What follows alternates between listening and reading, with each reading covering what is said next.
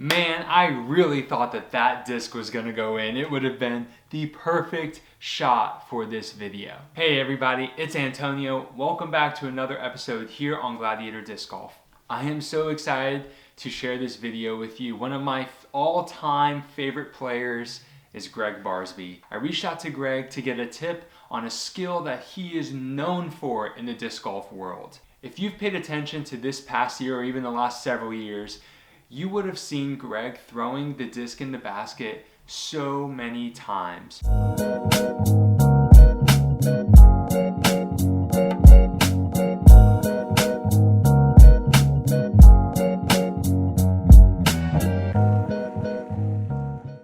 Like I said, I asked Gregg how exactly he does it, and here's what he had to say. Now, it's pretty crazy that it's that simple, but it's also a little contradictory to a lot of the things that we teach on this channel and in the disc golf community. Gregg says you basically have to throw nose up. This kind of throw lets you really control the distance because a nose up disc is not going to travel nearly as far as a nose down disc. In this particular situation, the nose up angle of the disc actually helps it float towards the basket.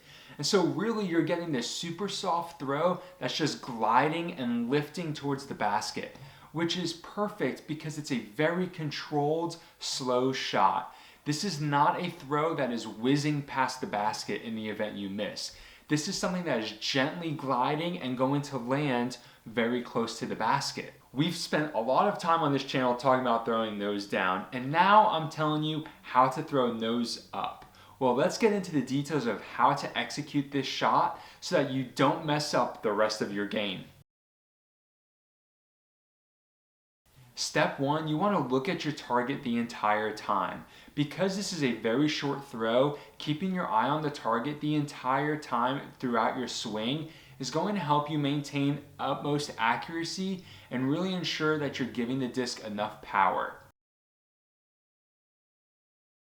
While keeping your eye on the target, it's way easier to do this with step two, keeping your hips open. I know, this is crazy. I'm always telling you to close your hips. I'm always saying we want to keep them closed until the last possible second. But on this throw, you want to open your hips. First off, it's going to be a lot easier to keep your eye on the target. Second off, it's going to help you control your power. You do not need to throw a 150-foot shot with as much lower body power and movement as a 350-foot shot.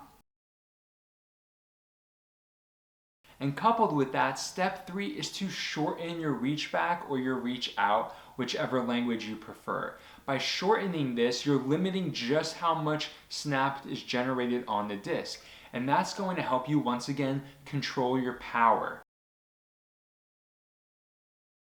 And here's where it gets really crazy. Step four, you want to change your grip.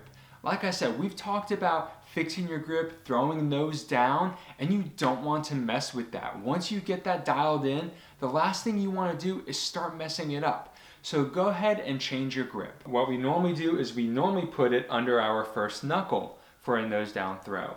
But in this case, make sure you go ahead and let it rest on that first knuckle. That's going to naturally have the disc pop up a little bit more, which is the perfect grip for throwing it nose up. And it's a completely different hand feel. And so you're not going to mess up all the hard work you've put into throwing it nose down.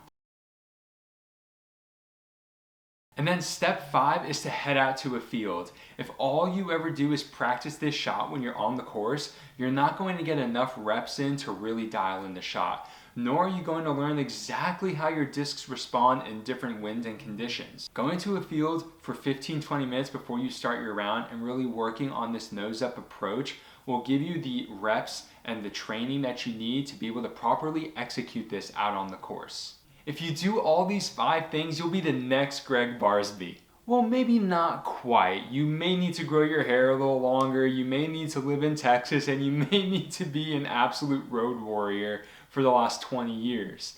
But if there's one thing that we can learn from Gregg is that this is a great shot for somebody who has the skill and touch.